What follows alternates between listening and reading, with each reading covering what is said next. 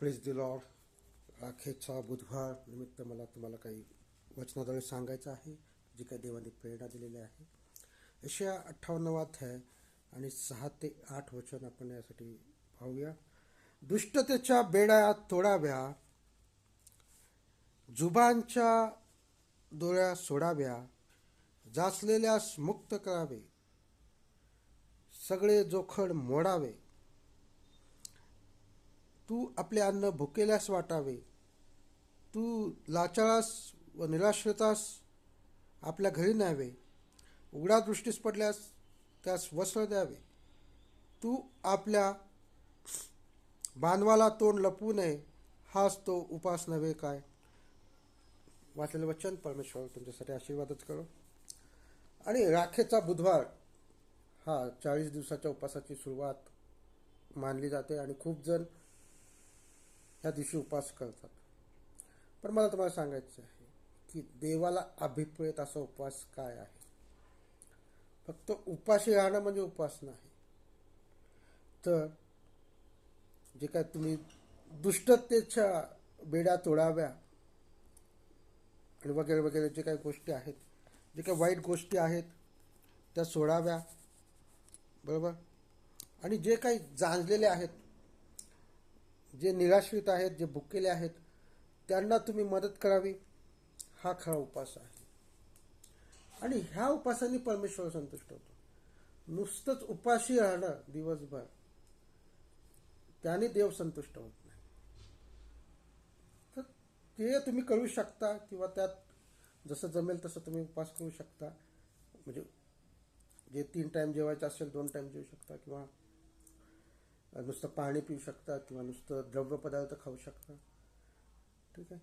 दानिएलांनी काय केलं होतं, त्यांनी साधे अन्न खाल्ले होते. राजाचे अन्न खाल्ले नाही, तर साधे अन्न खाल्ले होते. तसं तुम्ही करू शकता. किंवा तुम्ही फक्त द्रव्य पदार्थ खाऊ शकता, किंवा तुम्ही एक वेळ जेवू शकता, वगैरे वगैरे, जसं झेपेल तसं. पण ते करत असताना तेवढंच करणं म्हणजे उपास झाला असं नाही. तर दुष्टतेच्या बेड्या तोडाव्या, जुबाच्या बेड्या डोळ्यात सोडाव्या, जाचलेल्यास मुक्त करावे, सगळे जोखड मोडावे. आणि हाच परमेश्वराला पसंत पडणारा उपास आहे. आणि या दिवसामध्ये तुम्हाला दान धर्म करणं, सत्कर्म करणं फार गरजेचं आहे. तुम्ही दिवसभर उपाशी राहिले, 3 टाइम काय खाल्ले नाही, पाणी देखील पिलं नाही, पण एक सुद्धा तुम्ही सत्कर्म त्या दिवशी केलं नाही, तर तुमचा उपास व्यर्थ आहे. की उपासाचा अर्थ काय आहे. नुसतंच उपाशी राहणं हा उपास नाही. नुसतंच उपाशी राहणे हा उपास नाही. तर उपवासाच्या दिवशी तुम्हाला तुमची वाईट गोष्टी सोडणं गरजेचं आहे, तुमचे वाईट व्यसनं सोडणं गरजेचं आहे, तुमच्या वाईट सवयी सोडणं गरजेचं आहे, जे काही वचनाच्या विरोधात असतील ते. प्लस त्यासोबत तुम्हाला सत्कर्म, चांगलं कर्म, दानधर्म करणं हे गरजेचं आहे. तरच तुम्ही परमेश्वराच्या दृष्टीने पसंत पडलेला उपास केला असं म्हणता येईल. आणि जर तुम्ही असा परमेश्वराच्या दृष्टीने पसंत असा उपास केला, तर त्याचं प्रतिफळ तुम्हाला पुढच्या वचनात पाहायला मिळेल. 8व्या वचनात, असे करशील तर तुझा प्रकाश प्रभातेप्रमाणे फाकेल, तुझी जखम लवकर भरेल, तुझी धार्मिकता तुझ्या पुढे चालेल व परमेश्वराचे गौरव तुझे पाठीराखे होईल. पुढे आणखी काही वचनं आहेत, पण मी काय वाचत नाही.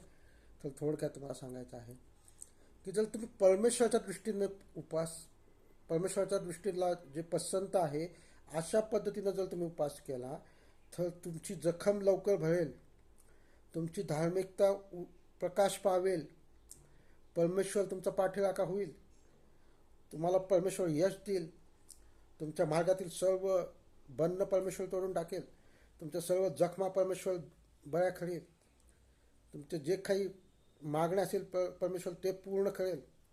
पण त्यासाठी तुम्हाला परमेश्वराच्या दृष्टीने पसंत असा उपास करणं गरजेचं आहे. नुकतंच उपाशी राहू नका. नुकतंच उपाशी राहणं म्हणजे उपास झाला असं नाही.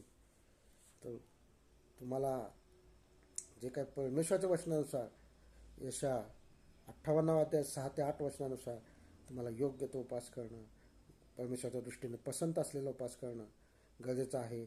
तरच तुम्हाला परमेश्वराकडून आशीर्वाद प्राप्त होईल. हा राखेचा बुधवार आणि येणारे सर्व दिवस तुम्हाला, तुमच्या कुटुंबाला, तुमच्या मंडळीला, सर्वस्वाला आशीर्वादाचे जावं. आमेन.